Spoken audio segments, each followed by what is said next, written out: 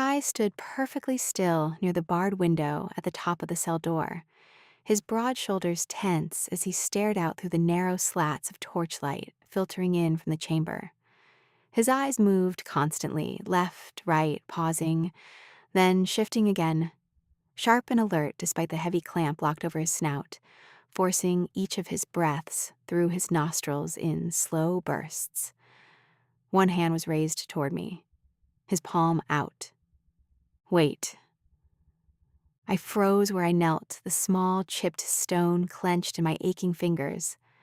My hands were numb now, scraped raw and split in places, the blood drying, sticky against the dust that was now caked into my skin. I barely felt the pain anymore. Adrenaline had carried me through the worst of it, but now exhaustion tugged at my muscles, making every movement deliberate and slow. The moment felt long. Then Kai glanced back at me and gave a small, careful thumbs up. I exhaled softly and went back to work. The bottom hinge of the door had already been broken free, its rusted metal hanging loose where this cement had finally given way. More light was coming into our cell from that larger hole now dug into the wall. We've been working on the middle hinge for what felt like forever now, angling the stone just right, chipping and scraping away. It was been a few hours now, at least maybe more. At first, we weren't as worried about the nocturnes hearing us. Their laughter and shouting had covered up any sound we made. Now, the entire keep is quiet. Too quiet. Most of the bandits were asleep, probably drunk, and scattered throughout the main chamber. Some were slumped over tables, others sprawled on the floor or propped against crates and barrels while snores echoed faintly into our cell. Only a handful stayed awake to switch patrols at the surface. The rest had celebrated pretty hard after Drock ordered us to be locked back up, and it looked like they'd all paid for it by passing out cold. Still, with the noise gone, every scrape mattered. I was slower, more careful, and barely letting the stone touch before pulling back again. The cement crumbled more easily than I'd expected. This place was older than we'd realized. This cell couldn't have been built by the Nocturnes. It must have been here long before they set up shop, back when this place was still a mine. Hope flared in my chest. This might actually work. Suddenly, Kai's hands waved frantically in the corner of my eye. I froze instantly, the stone slipping slightly in my hands as the short chain between his cuffs jingled faintly. My heart was slamming so hard I was sure it would wake someone. I looked up at him. His facial expression was sharp and urgent. He showed me his palm again, signaling for me to stop. I leaned closer to the gaps we'd carved near the hinges, trying to see what he'd spotted from my lower angle. At first, I saw nothing, just the dim outline of the chamber, bodies unmoving in the torchlight. Then Kai gave me another thumbs up. Probably just a bandit shifting in his sleep. I let out a slow breath and started scraping again. As I worked, I could still see through the gaps forming. My gaze drifted toward the far end of the chamber, to the corner where the massive, blocked-off tunnel sat, and a smaller one Drock had disappeared into earlier. That tunnel's torchlight had gone out some time ago. He must be asleep. That thought steadied me, until another one crept into my mind right behind it. The Hawks. It had been hours now. Too many hours. And they still hadn't returned. Maybe Ivory was already gone from the hospital. Maybe she'd up-healed enough to move somewhere else in Erovia. Maybe, just maybe, the Hawks had been spotted before they reached the gates. I clung to that hope like a lifeline. Kai tapped my shoulder gently, his eyes searching my face as if I'd seen something alarming. "Oh, sorry," I whispered. "Nothing." I noticed that my thoughts had pulled me away and I'd stopped digging. I went back to the hinge. Quite a while had passed, then I felt it. Like the first hinge, this one was starting to shift more, a sign that it's almost broken free. After a few careful strikes, I had cracked the hinge loose, the old mortar finally giving up with a soft crumble. I caught any larger pieces about to hit the floor and make any louder sounds than what we were already making. I let out tiny and proud gasps. Kai nodded, tapping my back in approval. I stood slowly, stretching my cramped legs, and reached for the top hinge. The door shifted when I touched it, just slightly, but enough to make a noise against the stone doorway and make my pulse shoot through the roof.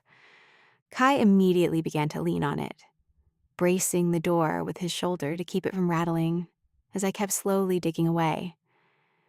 He stayed close, one heavy hand resting on my shoulder, the weight of his cuff chain draped awkwardly against my arm. Then he nudged me gently aside. Time to switch. My hands were shaking badly now. The pain I'd ignored came rushing back all at once, cuts, bruises, swollen fingers. I hadn't eaten much. The musky water and stale old bread they tossed to us barely counted as fuel. With limited movement from the cuffs, Kai approached the door in a slight squat and grabbed it near the bottom loose hinge and twisted carefully, using leverage. I watched, holding my breath, as the mortar cracked rapidly under the pressure. Pop! The top hinge snapped free and clattered to the ground with a sharp, metallic clang. We both froze. Kai struggled to keep the loose door steady, hugging it awkwardly to his body to stop it from tipping or scraping and causing more noise.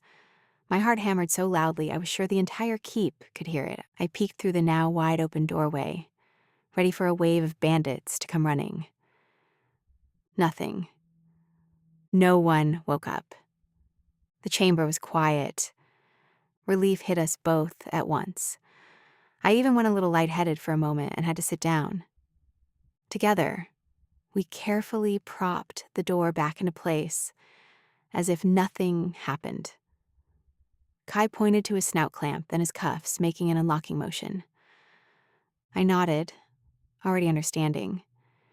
He pulled back the door a few inches and gestured toward the chamber, toward the crocodile guard asleep near a table, about 20 feet away. His massive body was curled up awkwardly on the stone floor. A dagger hung from his belt. Beside it, a metal ring with 2 keys gleamed faintly in the torchlight. "I'll get them," I whispered without hesitation. Kai frowned in a way that felt like he was asking, "Are you sure?" "I'll be careful," I mouthed. He reluctantly nodded.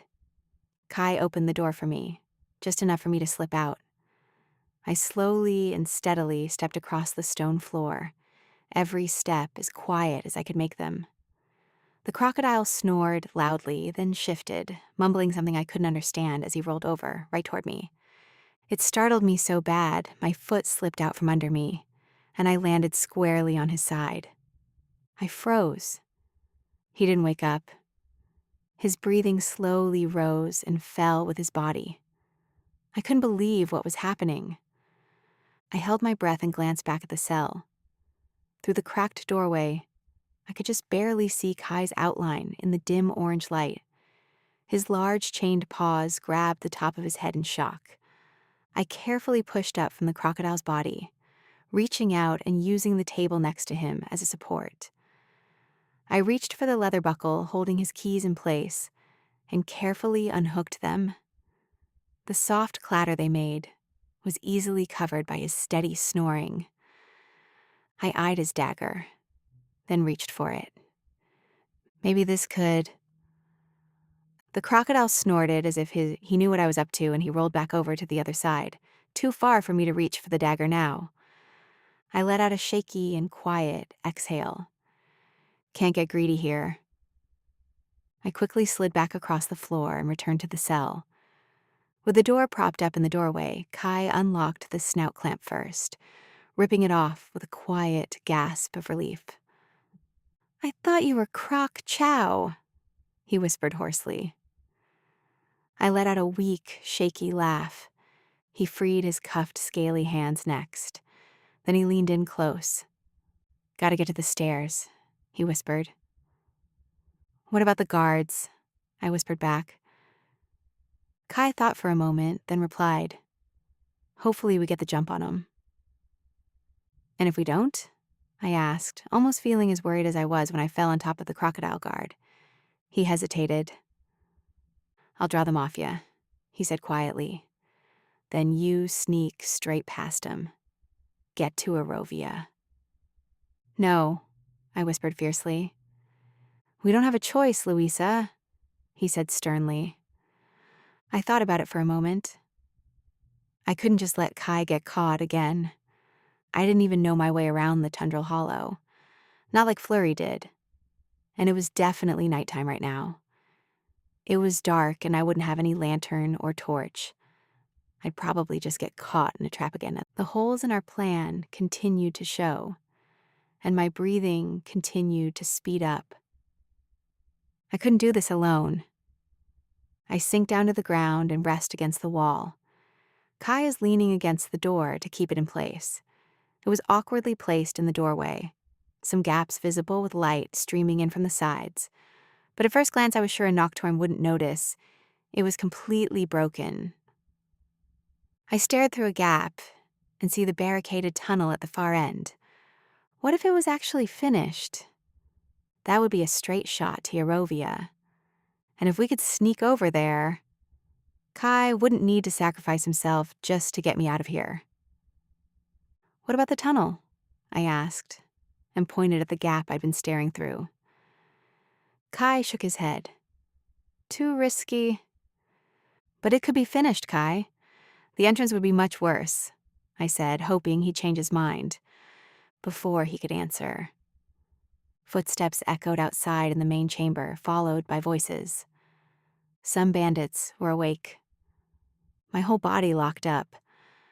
Kai pressed harder against the door, turning it into a shield with his own body, while I crouched low and crawled around to peer through the gaps by the hinges. A huge bear came into view, crawling on all fours like it was easier for him that way. His shoulders rolled as he moved, heavy and slow. Lying across his back was a crow, stretched out like he owned the place, one wing dangling lazily as he held a torch. The flame swayed with every step the bear took, casting wiggling shadows across the stone walls as they headed toward the stairs. "You were supposed to keep watch," the bear grumbled, his voice low and rough. "You said we could take turns sleepin'."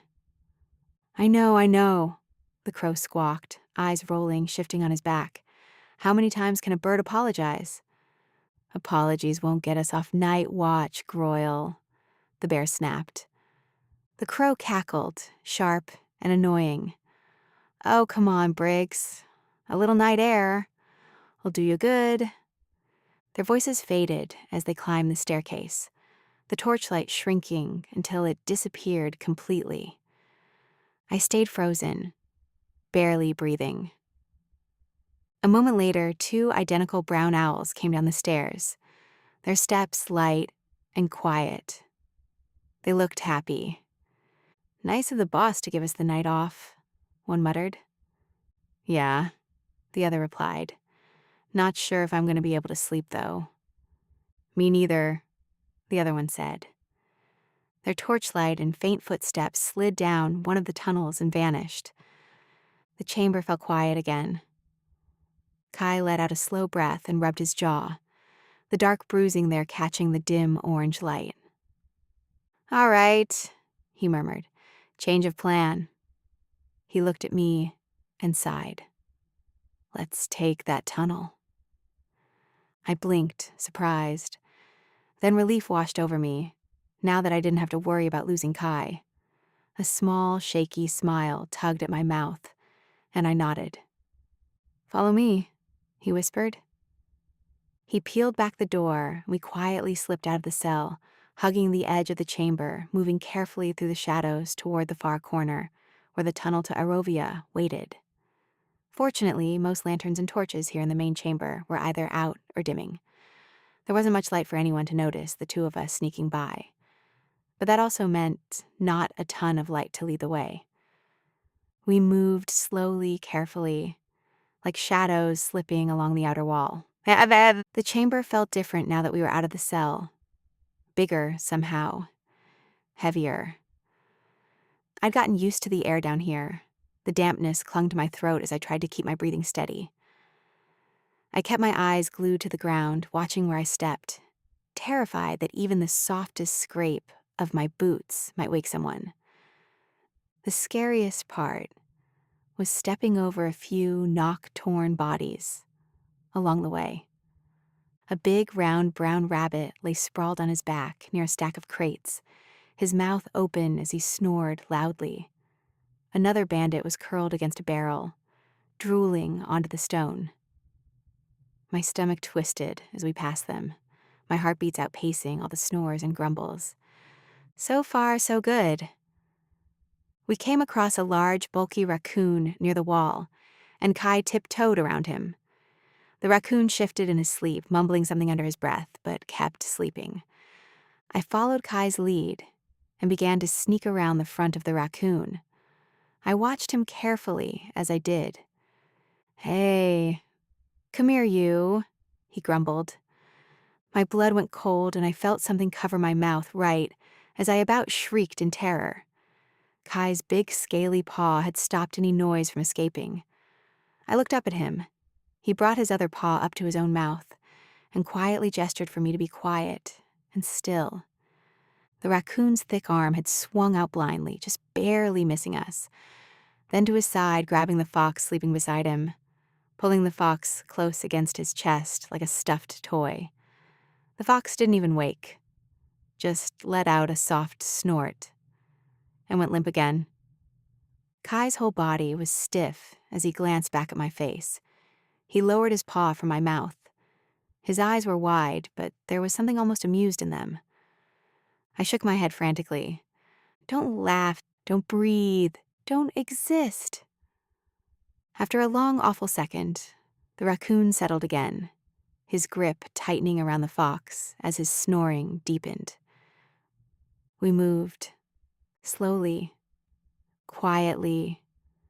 My legs felt shaky, like they might give out at any moment, but I forced myself to keep going. One step, then another. Always close to the wall, always in the shadows. The tunnel corner loomed ahead. The smaller tunnel, the one Drak had disappeared into earlier, sat beside it, dark and silent. I tried to peer down it as we passed, but it twisted quickly out of sight, swallowing any dim light from this chamber. I couldn't see the end. Good. The larger tunnel was impossible to miss. Thick wooden boards were nailed across its entrance in a huge X, reinforced with beams and braces bolted into the stone walls. A warning sign hung crookedly at eye level, painted in red letters that looked smeared and rushed. Danger. Strictly no entry. By order of the Noctavir Council and MC Mining Company. Kai stopped in front of it, his jaw tightening. He reached for a torch from the wall, easing it free carefully so it wouldn't scrape or clatter. The flame was low and shined softly, lighting up the barrier just enough, and the old supports holding the tunnel together. "Let's go," he whispered. I nodded and squeezed through the slats of the barricade first. The wood scraped my hoodie as I slid through, but I made it. Kai handed the torch to me. "Kai, careful," I whispered, as he was carefully gripping the wood. He slowly climbed up onto the barricade, gripping the wood with both hands, easing his weight forward. Crack! The old boards gave way. Kai tumbled forward with a loud crash, wood splintering and metal brackets clanging as he hit the stone floor hard. Every sound echoed. I froze. Then, "Hey!" Shouting erupted behind us. Voices one on top of the other chimed in. "What was that?" "The prisoners! They're escaping! They're taking the tunnel!" Panic exploded in my chest. "Run!" Kai hissed, scrambling to his feet. We ran. The tunnel's darkness overwhelmed our little torch. The air felt colder and tighter in here than the chamber.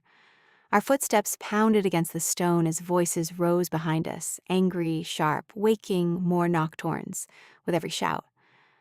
Torches flared in the distance. They went this way. I could hear them coming. Ahead of us, metal rails appeared beneath our feet. Mine cart tracks, old and rusted. A single cart sat on the rails up ahead, tilted slightly to one side. Get in, Kai shouted as he picked it up and positioned it fully on the tracks. What? I barely had time to react before he picked me up and shoved me into the cart. I stumbled around in the cart as Kai immediately shoved it hard. The wheels screeched, then caught, rolling faster as the tunnel started to slope slightly downward. Kai ran behind it, gripping the back the best he could, his feet slamming against the stone before he jumped into the cart, partially hanging out the back. Our cramped little cart picked up speed. Wind rushed past my ears. Our torch flickered rapidly as it lit the way, but only a very short distance in front of us at a time. I clutched the sides, my heart pounding as the tunnel blurred around us. Behind us, the Nocturne's torches bobbed wildly as they continued to chase us. But we were pulling ahead. We were getting away. I laughed, just a little, breathless and shocked. I could feel Kai's heavy, focused breaths behind me as he hung on tight and we rounded a corner. Then, "Kai, watch out," I blurted out. The rails ended. The cart flew off the track and everything tilted. I was thrown forward as the cart slammed and tumbled, spilling me hard onto the stone ground. I rolled, scraping my arms, the air getting knocked clean out of me. The torch flew out of my hands and tumbled off further in front of us. Kai hit the ground beside me with a grunt.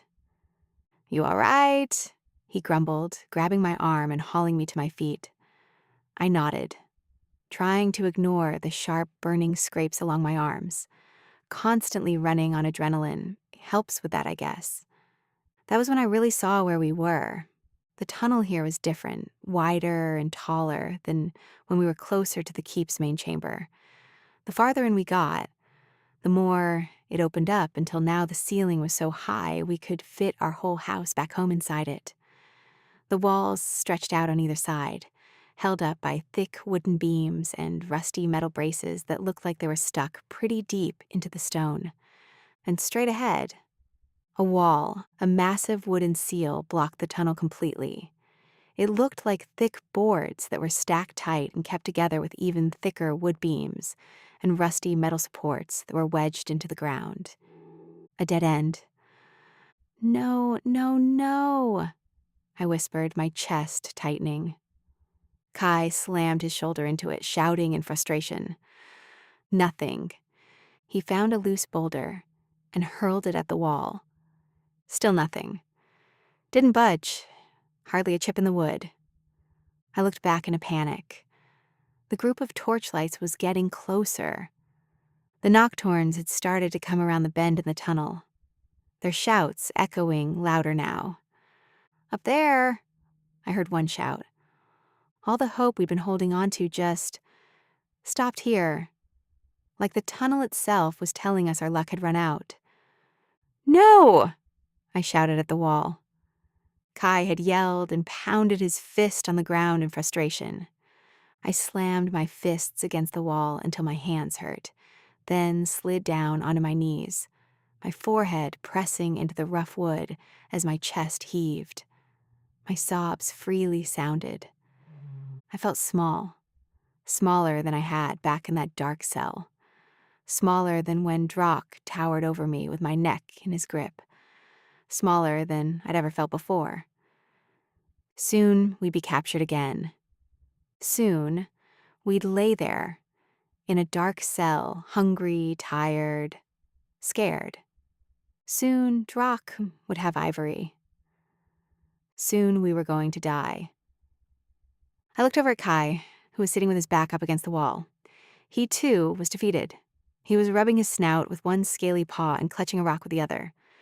"Kai," I cried. I'm sorry." Boom. The sound felt close. The Nocturnes were getting... Wait, that didn't come from behind us. It came from the wall. Kai and I looked at each other, then froze. Listening. Boom! Again. The wall shook, and pebbles and dust started to rain down from the top. What? I breathed. We pressed in closer, our ears against the wood. Thud.